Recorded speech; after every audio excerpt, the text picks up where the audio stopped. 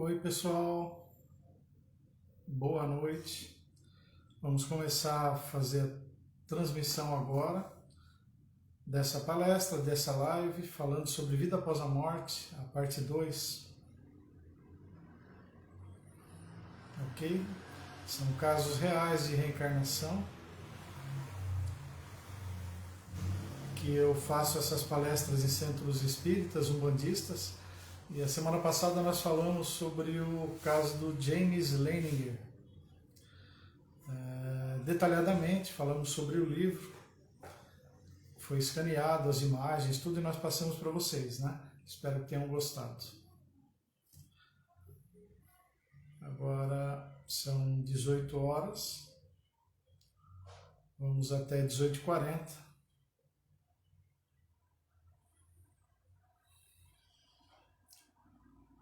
Ok? Aí me deem um sinal, quem estiver adentrando aí na sala, está tudo ok? Imagem, som, tudo bom?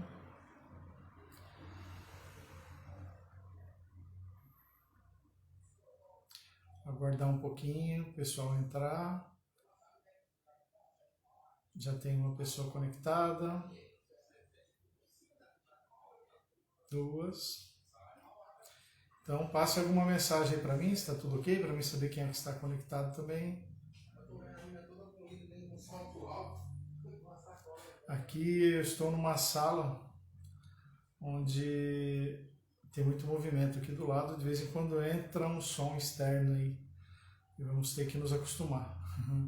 Ô Faria, tudo bem? Boa noite. Tá tudo ok? Ok, então. Conforme eu falei, a semana passada... Obrigado, Faria. Conforme eu falei, a semana passada fizemos a primeira parte, né?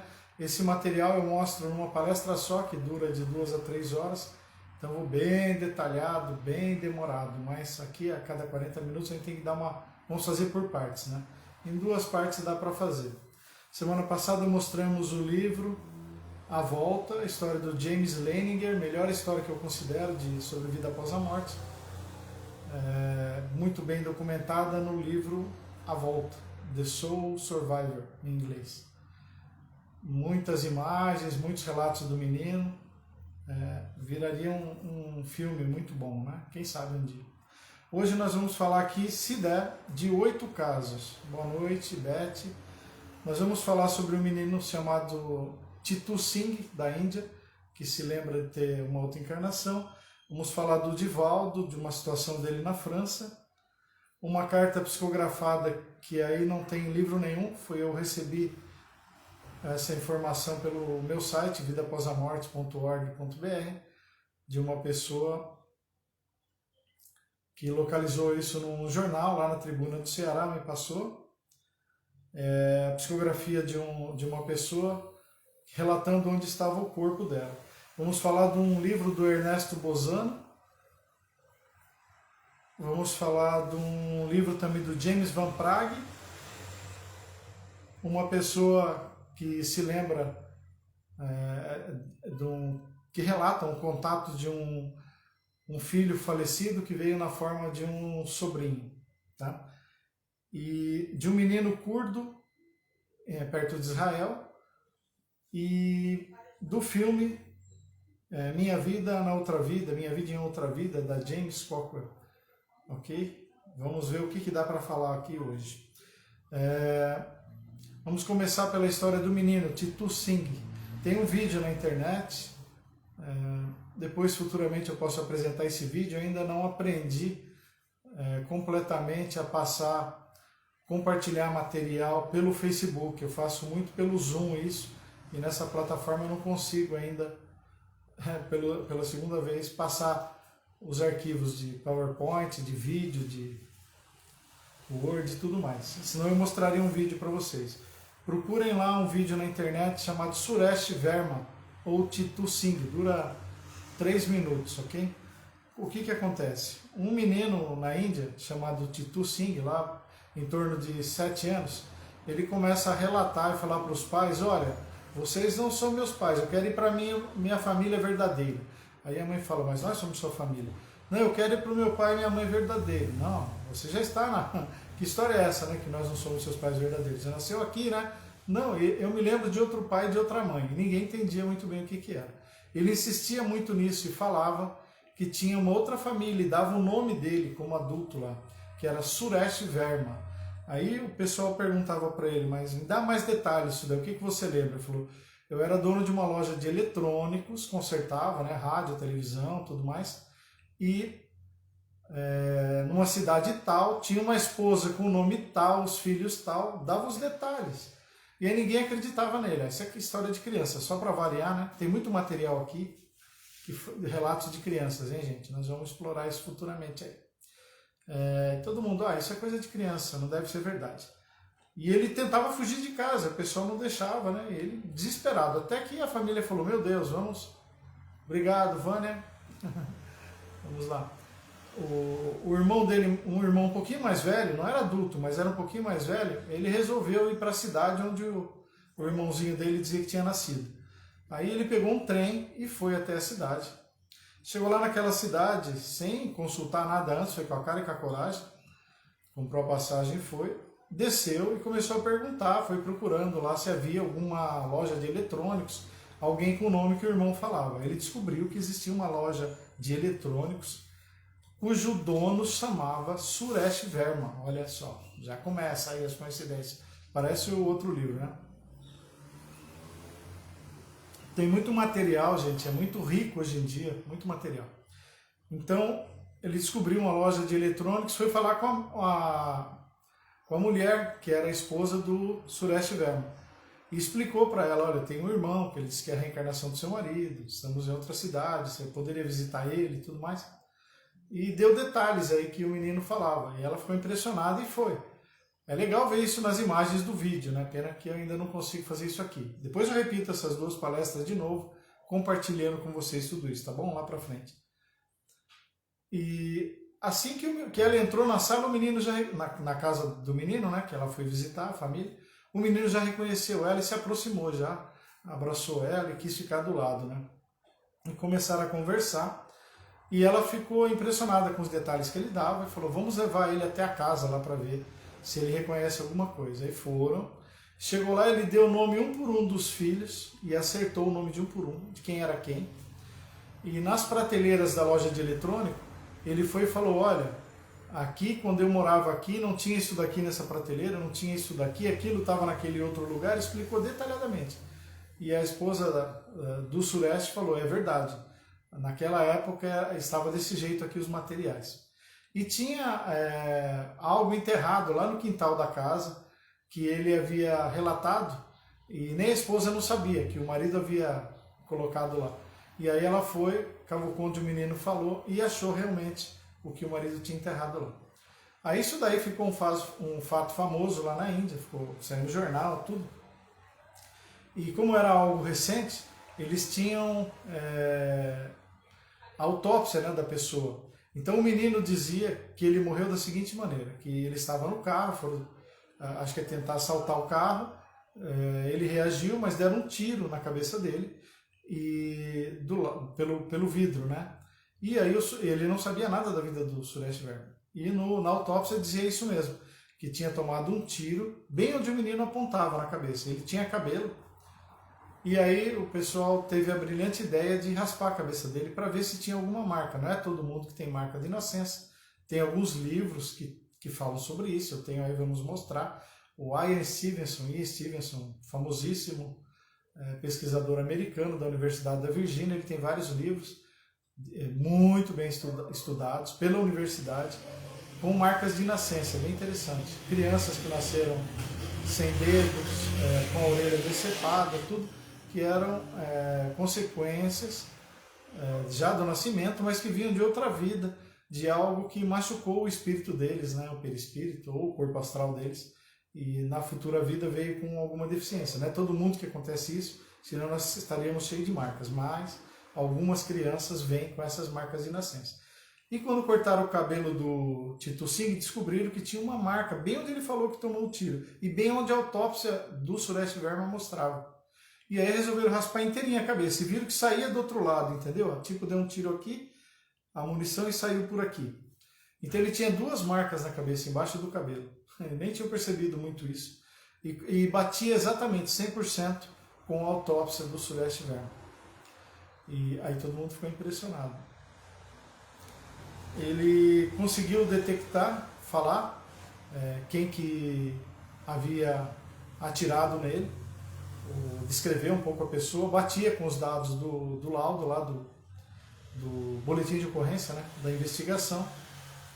Então isso é um caso assim com muitos dados que podemos concluir que a pessoa que não tinha relação nenhuma com outro ser adulto pode dar uma informação e ser confirmada lá, certo? Então essa é a primeira história, Suresh Verma. Temos a história do Divaldo, a do Divaldo aqui nós conhecemos, o brasileiro aqui, médio, super famoso, que ele fazendo uma palestra no Nordeste do país, perguntaram para ele sobre vida após a morte. Você acredita em vida após a morte? Ele falou, não, eu não acredito em vida após a morte. Aí todo mundo ficou surpreso, como assim, Divaldo não acredita em vida após a morte, né? Eu também não. Eu tenho certeza de vida após a morte. Por tudo que eu já li, conheci de médios e relatos, eu não desconfio, não tenho fé e nem creio. Eu tenho certeza absoluta que existe vida após a morte, né? Até pelo Espiritismo e por um monte de fatos reais. Então, aí ele falou, eu posso até citar um caso que aconteceu comigo, não um caso externo. Aí o Divaldo falou isso nessa palestra, nesse evento que teve lá no Nordeste. Ele diz que na época que ele fez a palestra, há 40 anos atrás, hoje uns 45, 50 anos, ele foi convidado a ir para a França, 45 anos mais ou menos, para ficar hospedado na casa de parentes de uns amigos dele do Rio de Janeiro, né? E ele não sabia falar nada francês, então ele foi com os amigos, ficou na casa dos parentes, dormiu lá, se sentiu meio estranho. Quando ele dormiu lá, ele se sentiu meio endurecido, assim, espiritualmente falando, como se fosse um outro ser mais, um pouco bruto, não tão afável quanto ele é atualmente, meio de mal com a vida, ele se sentiu meio incomodado. Foi estranho isso daqui, né? Pode ser que é por causa do país, estou na França, tudo bem. Aí ele acordou meio diferente e falou para o casal, olha, eu gostaria de sair para andar pela cidade. Mas falou, você não conhece nada, né? Ele falou, não, mas eu tenho a intuição que eu devo sair para andar por aí. Oi, Tainá, Arielle. Aí ele falaram assim, você nem sabe o endereço? Ele falou, marca para mim no papel o endereço, que aí eu vou, se der alguma coisa errada, eu mostro para o taxista, mostro para alguém e me viro e volto. Mas você não sabe nem falar francês, não? Tudo bem, eu quero sair, né? Aí deixaram ele sair. Ele saiu meio carrancudão, né? Ele dizia que parece que estava de mal com a vida, né? Meio com bronca de tudo. Saiu, aí foi andando na rua, de repente viu uma estação de metrô. Pegou um metrô aleatório, sem saber nem o que. Entrou, andou algumas estações, aí deu vontade de parar numa estação. Ele parou, tinha um ponto de ônibus, passavam vários ônibus lá na frente, ele pegou um ônibus aleatório. Olha, várias estações de trem, vários ônibus, tudo aleatório. Pegou um ônibus, você vê a espiritualidade já, né? Dando orientações, dicas, vai aqui, vai ali, vai aqui, vai ali. Pegou o ônibus, está andando dentro do ônibus, olhando a paisagem, de repente ele vê um lugar com muitas árvores no caminho, com uma estradinha de pedra, e ele pede para parar. Para aqui, por favor. Aí falou, não sei como que ele se comunicou, não foi exatamente assim, mas pararam. Ele desceu, pegou uma estradinha de pedra e foi andando, foi andando, foi andando. Chegou em frente a uma construção bem grande de pedra, um monastério. E ele olhando, se sentindo cada vez mais carrancudo, mais, né, endurecido, assim, diferente do jeito que ele era. Estranho tudo isso, estranho. E aí ele bateu na porta, era um tipo de um convento de monjas enclausuradas, só tinha mulheres lá, só monjas, não podia ter homens. Aí saiu uma mulher, uma freira, falou com ele, falou, gostaria de conhecer esse local, porque eu tenho a impressão que eu já estive aqui. Aí a moça falou para ele, freira, não é possível que o senhor esteve aqui, porque homem não pode entrar aqui, só pode entrar o administrador, o criador dessa instituição. Isso daqui foi criado em 1606, se não me engano. Ele falou, mas eu já estive aqui, eu conheço esse lugar. Vocês devem estar loucos, porque ninguém pode entrar aqui, né? Eu falei, eu preciso entrar aí, eu preciso ver o quarto onde morava o administrador. Aí a mulher, não pode, não pode. Aí a freira falou, então por favor, chama a sua encarregada, eu preciso falar com ela. Aí ela ficou assim, foi e chamou a freira, que era superiora dela. Veio a freira, ele explicou a mesma coisa, eu preciso entrar aí. Por quê? Porque eu já estive aí dentro, aí ele teve a intuição, ele falou, eu fui o administrador dessa instituição quando ela foi montada. Aí a freira falou, o senhor deve estar louco, né? Porque aqui, né, nós acreditamos em reencarnação, isso foi em 1600, o senhor não nasceu em 1600, né? Então não pode ter sido o senhor. Não, mas eu tenho certeza que eu já frequentei aqui dentro, eu era uma pessoa muito endurecida, eu meio que maltratei as freiras, né? Muito austero, e eu queria me consertar isso, ser mais amável, tudo mais, e ver o local, me desculpar, tudo mais. Ah, o senhor está equivocado. Por favor, chama a pessoa mais que tenha mais autoridade aqui dentro, que eu preciso falar com ela, eu preciso entrar aqui. Aí veio uma abadesa superior, a chefe de todo mundo lá veio. Pois não, se eu não me engano o nome dela era Beatriz. Aí ele explicou tudo de novo, que eu já estive aqui, eu já conheço, vocês devem estar louco, não pode acontecer uma coisa dessa. Eu conheço. Como que o senhor conhece? Ele falou, eu conheço o quarto onde... Aí ele começou a dar detalhes. Ele falou, o quarto onde eu habitava, onde eu dormia lá, o chão era feito de pedra pome. Então é uma pedra porosa, mole, né, que ela desgasta muito fácil. Mole não, ela desgasta muito fácil, né? E de tanto eu ajoelhar para rezar, eu acabei criando um buraco no chão, um pequeno entrance assim no chão por causa do meu joelho. E na parede tinha um quadro de uma mulher, de uma Madonna, que eles chamam, né, uma Madonna, uma senhora, e de tanto eu fazer orações no chão, com a vela, na época não tinha eletricidade, né, 1600 e pouco, acabou queimando o quadro. Aí a abadesa ficou muito impressionada, falou, meu Deus, isso tudo é verdade, porque lá tem realmente uma marca no chão, que ele ficou décadas ajoelhado ali, orando toda noite. Então ficou uma marca no chão, do joelho dele certinho. E na parede tinha um quadro de uma mulher que pegou fogo um pedaço e apagaram, mas isso é algo que só o pessoal interno aqui de dentro sabe. Não está escrito em lugar nenhum, não tem livro, não tem jornal, ninguém nunca veio entrevistar. Como é que o senhor sabe disso? Eu sou a pessoa, estou falando, né? Mas não é possível isso. Por favor, me deixa entrar lá até o lugar, eu sei ir até lá. A abadesa falou, não pode o senhor entrar, porque aqui só pode ter convívio com... só tem mulheres, homens não pode ter convívio, e o senhor vai ter que passar pelo salão ali, e vai encontrar com todo mundo. Ele falou, não, atrás do altar mor, do altar principal, tem uma escadaria pequenininha que passa atrás do átrio, não sei aonde, que cai de frente para o quarto, e eu não terei contato com elas. Aí ela, meu Deus, isso é verdade, né? Mas como é que esse homem sabe de tudo isso? Falou, olha, tudo bem, vou abrir uma exceção para o senhor. Vamos lá, o senhor me mostra então como é que é. Ah, outra coisa. Falou assim, o senhor está muito pálido, muito branco, suando, né? E o senhor está falando um francês diferente do que nós falamos aqui. Ele estava automaticamente falando em francês, um francês medieval, que era diferente da década de 70 agora, 1970, 80 mais ou menos. E aí ele não tinha nem percebido isso. Automaticamente ele estava falando em francês. Aí ela foi, a abadesa, ele foi na frente, e ainda relata assim na reportagem, que foi igual era na época, lá em 1600 e pouco. Ele na frente, a abadesa superior atrás, depois a outra monja e por fim a última que atendeu ele a primeira vez. Tudo em escadinha, foram lá, ele passou por trás de onde estavam todas as freiras reunidas, ninguém viu ele, tinha uma passagem ali. Saiu de frente para o quarto, olhou o chão direitinho onde tinha a marca do joelho dele, tinha até a vestimenta dele lá. Nesse quarto ele não sabia disso, tá? Bem antiga, era tipo recordação, né? Mas o quadro não estava mais lá. Então, olha, mais um, não é com tanto detalhes quanto o livro à volta, mas é maravilhoso isso, né? Você ir em um outro lugar sem conhecer nada, saber como é que faz para entrar lá dentro, o que tem no quarto, tudo mais, sendo que não está na internet, não tem como pesquisar no Google, nada disso. O Sureste Verma, a mesma coisa, não menino, Titucinho, tá? Duas então já, hein, gente? Vamos. Peraí, concluindo. Aí a freira, a abadesa superior, ela ficou impressionada. Falou, mas como que pode essas coisas? O senhor está falando que já viveu em outra vida? Sim, mas isso eu nunca aprendi isso a vida inteira. Eu falei, não, isso, eu sou estudioso do espiritismo, né? Adepto, que surgiu na França e tudo mais. E ela ficou impressionada. Poxa, então quer dizer que a vida inteira eu estudei algo errado? Ela ainda falou assim, né? Eu acreditei em algo errado? Eu falei, não. Tem as virtudes, né, de estar estudando o catolicismo, mas não abra mão disso. Eu vou dar de presente para a senhora os livros, para a senhora entender um pouquinho mais isso. Ela nunca tinha tido contato com o espiritismo, nada. Aí quando ele voltou para casa lá dos parentes, ele mostrou o endereço, tudo, voltou, dos amigos, né? Ele comprou o livro de Espíritos, aí pessoal, o livro de Espíritos, Evangelho segundo o Espiritismo, foi lá e deu para ela de presente, em francês. E aí foi bem bonito, ela começou a ler, né? Passados alguns anos, então ele voltou para o Brasil, aí ele estava na Holanda fazendo, Holanda ou Bélgica, agora eu não lembro, fazendo uma palestra, porque ele viaja o mundo, né? Ele é super conhecido, e ele encontrou essa abadesa, né? Essa monja, ainda viva, ainda bem velhinha, e ela estava com o livro dos Espíritos embaixo do braço. Ela carregava diariamente, ela ficava o tempo todo, era católica, mas começou a estudar Espiritismo, olha que legal.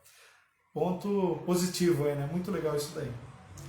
Segunda história. Terceira história é de uma pessoa que escreveu, desculpe, isso foi publicado no Ceará, foi publicado na Tribuna do Ceará e no Estadão, isso eu vi na internet.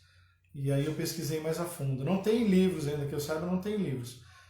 Um rapaz chamado Galdino, lá de Fortaleza, no Ceará, 47 anos, ele saiu de casa para ir numa vaquejada. E ele saía, de vez em quando avisava a mãe dele, Maria Aparecida, olha, eu vou ficar ausente 1 dia, 2 dias, 3 dias, e depois eu volto. Então era meio comum. Só que ele sumiu e ficou 2 meses sem voltar para casa.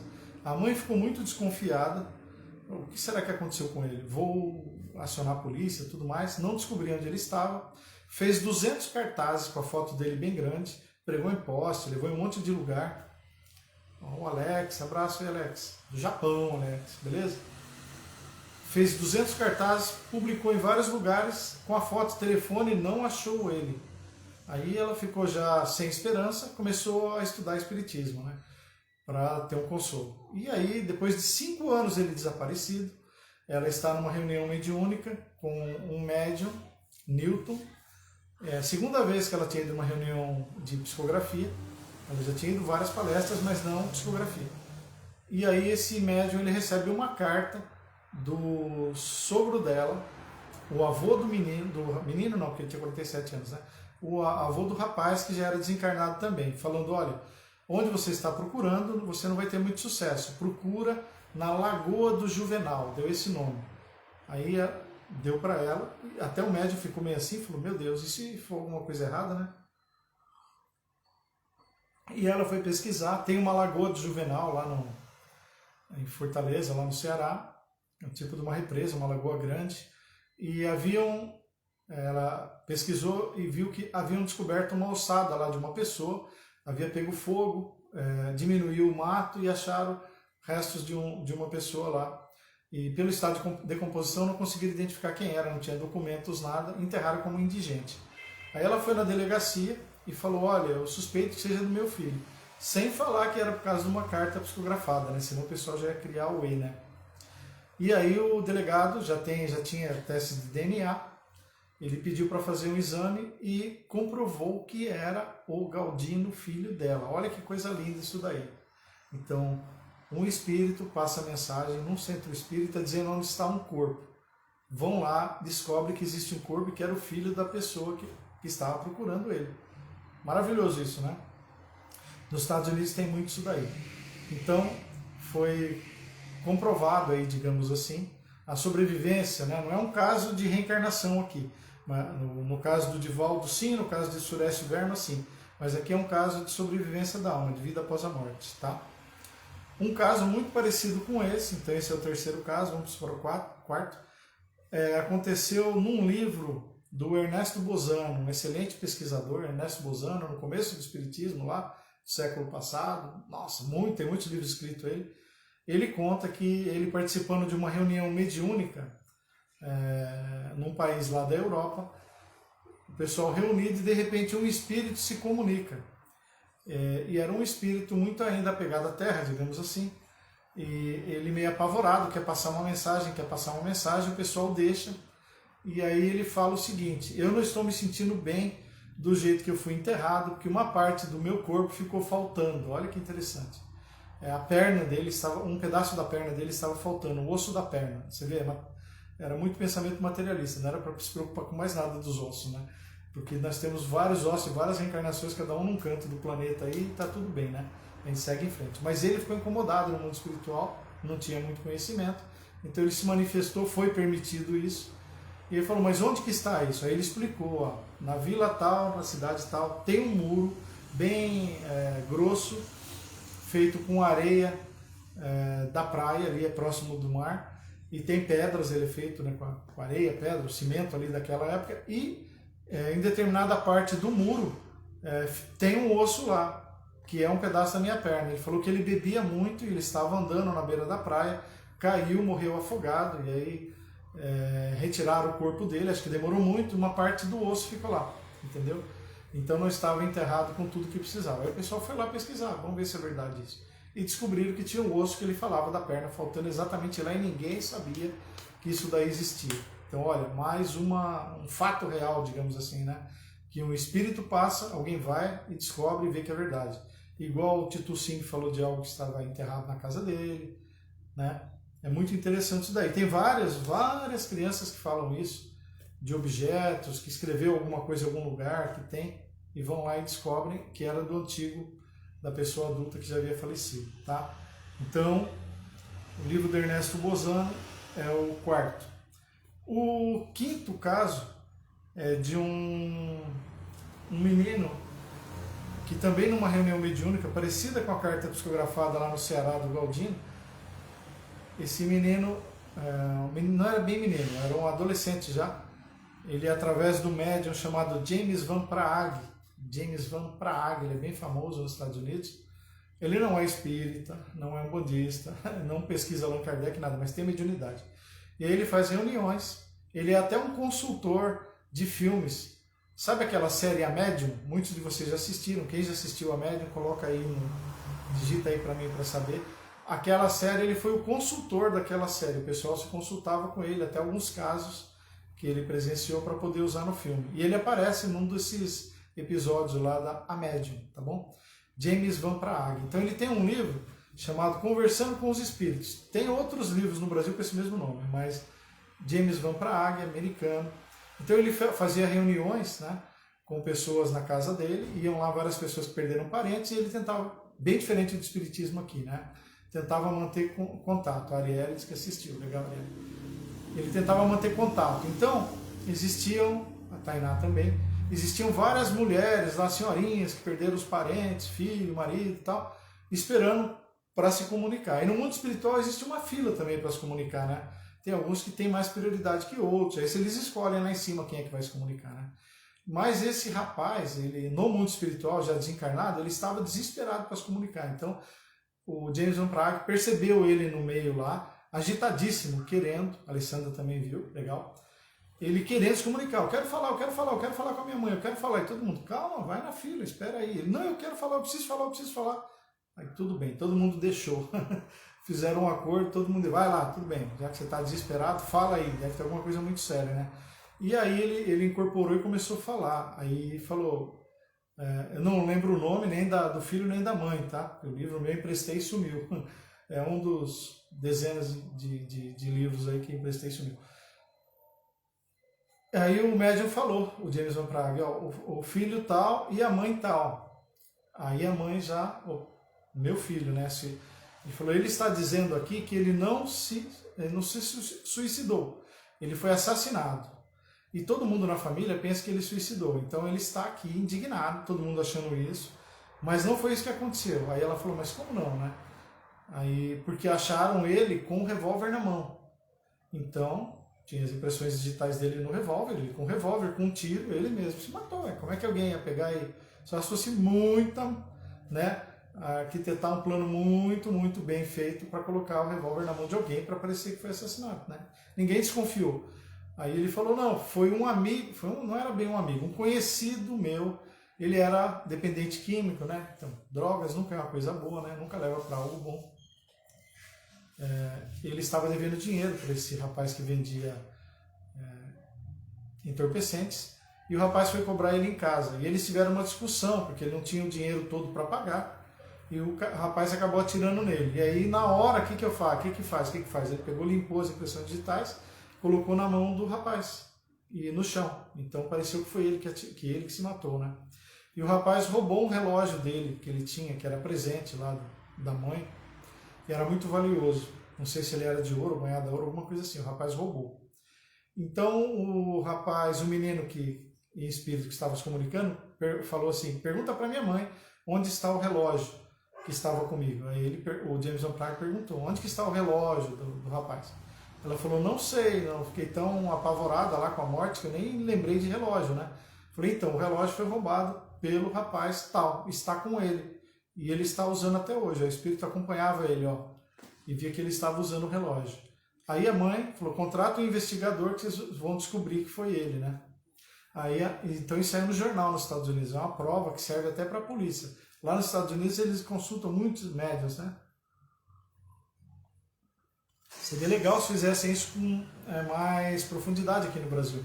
Nós temos muito mais médium aqui no Brasil do que nos Estados Unidos, né, gente? Ora, pois, Manuela, devia a polícia aqui abrir um pouquinho, né, a mente para poder trabalhar com isso aqui. Aqui eu creio que a gente tenha, em relação aos Estados Unidos, no mínimo 50 vezes mais a quantidade de médicos que tem lá.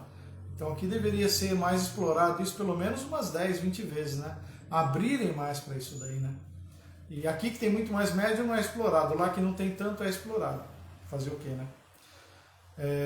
Então a mãe contratou um investigador, o investigador foi atrás do rapaz, deparando com ele com um relojão lá. Oh, beleza. Onde você arrumou isso daí? Não, falei, então, você roubou. E aí teve aquela conversinha no pé do ouvido, né? Que um bom investigador consegue sempre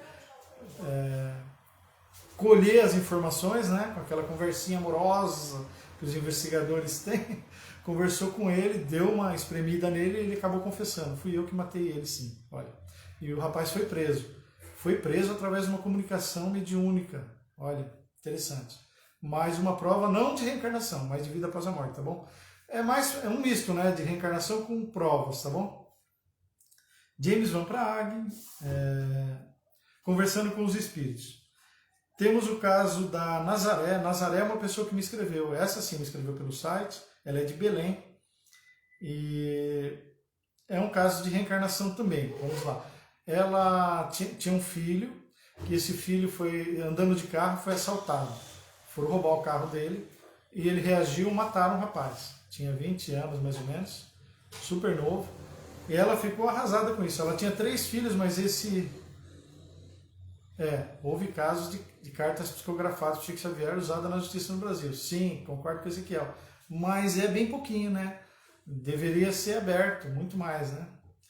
Usar com muito mais frequência isso daí. Eu acho que daria para colher muitos dados do mundo espiritual e servir como prova para nós do espiritismo, né? Eu sempre quis isso, né? Por isso que eu divulgo fatos reais, comprovações, né? Ou de vida após a morte, ou de reencarnação e tudo mais. Então, essa Nazaré, morreu o filho dela, ela ficou muito abatida, pensando em se matar, tudo mais, descobriu meu site, Vida Após a Morte, entrou em contato, estava muito depressiva e tal. E eu mandei os filmes para ela, Vida Após a Morte, Salvo pela Luz, tudo mais, como prova de que existe a sobrevivência da alma após o corpo, né? Aí ela ficou um pouquinho mais calma e ela explicou a história dela, que ela ficou tão abatida que ela pensou seriamente em se matar mesmo. Tomou alguns remédios, não na quantidade suficiente, mas estava muito depressiva, não saía de casa, só ficava no quarto, no escuro, querendo morrer. Aí um belo dia ela sentiu uma presença espiritual, ela não é médium, mas ela sentiu no quarto dela, era o filho dela, ela sentiu que até teve pressão no colchão onde ela estava na cama, ela sentiu como se tivesse um peso ali, e era o filho dela, ela sentiu do lado dela mesmo. E ele se comunicou com ela, falou, mãe, não faça isso, está para morrer por conta disso, porque eu desencarnei, eu continuo vivo aqui, e não faça isso, a gente vai poder se encontrar futuramente. Olha que coisa linda. E você está desperdiçando a sua vida, vai chegar o momento de você morrer, não precisa se desesperar. O meu era aquele momento, eu tinha alguns resgates para ser feito, então precisava ser naquela idade, mas não fica assim. Eu não deixei de existir, eu continuo existindo, só estou em outro lugar.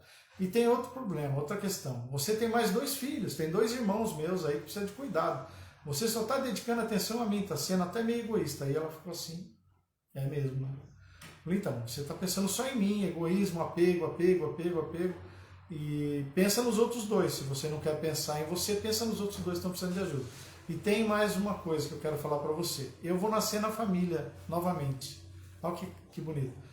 Aí ela falou, mas eu já sou operada, já não posso mais ter filho. Quando teve o 3º filho, ela fez a cirurgia para não ter mais. Aí ele falou, não tem problema, mas eu vou nascer na família do mesmo jeito, porque eu te amo tanto que eu vou nascer como filho da tia tal, e acabou nascendo como filho da irmã dela, da mãe dele. Né? Falou isso. Aí ela ficou com essa informação, teve um alento, ficou mais calma, tudo.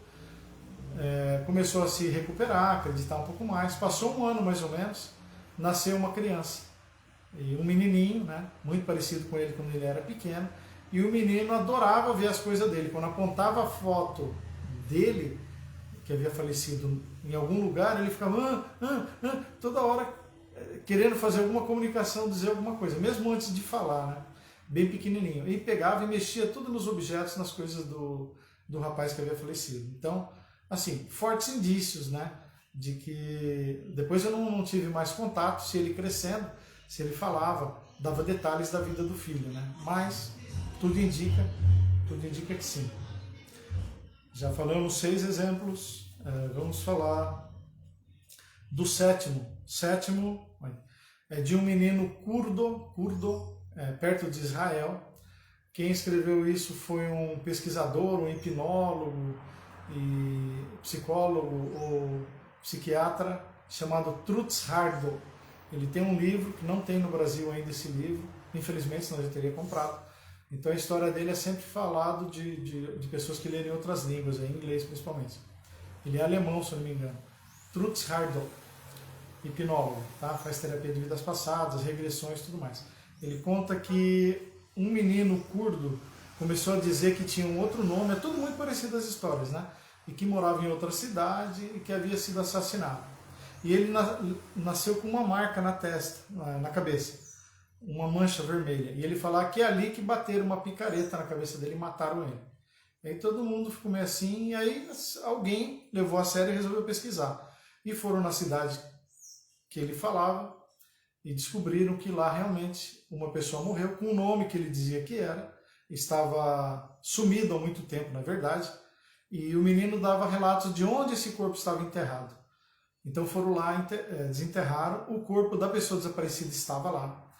E até a picareta ele sabia onde estava. Ele falou, a picareta, ele pelo plano espiritual, né, que a pessoa sai fora do corpo e vê tudo que está acontecendo ao redor. Ele viu onde que o assassino guardou o corpo e a picareta. E falou tudo isso, relatou. Ele era da cidade, ele conhecia tudo. Então acharam o corpo da pessoa que ele falava que era e a picareta. E aí ele falou o nome do assassino, foram atrás do assassino. E também ele ficou tão impressionado com tudo isso, meio assustado, com medo, que ele confessou que foi ele que matou. Mais um caso. Bem legal, né? E aí, o último caso, gente, nós estamos a 200 por hora aqui, falando tudo com muita rapidez para poder ficar em 40 minutos. O último é o caso do vídeo e do livro Minha Vida em Outra Vida, ou Minha Vida na Outra Vida. Eu sei que a câmera de você, que eu coloquei aqui, está para o modo selfie, né? Então não dá para vocês lerem, porque eu coloquei todas as informações da outra palestra aqui, quando eu fui assistir estava tudo invertido, né? Mas vamos lá, paciência. Se eu virar aos contrários, eu não consigo ver a filmagem, se está bem enquadrado ou não, né? Eu estou sozinho, ó. Esse daqui é o livro e tem o filme também, em DVD já que foi feito isso. Minha Vida na Outra Vida, Jenny Cockrell. Alguém já deve ter assistido aí, coloca aí, porque já é recente, isso daí é um pouco mais recente. E é de chorar isso daqui, de tão bonito que é. Você tem que assistir com uma toalha de banho, porque só com um lenço não adianta. É muito bonito, muito lindo isso daí.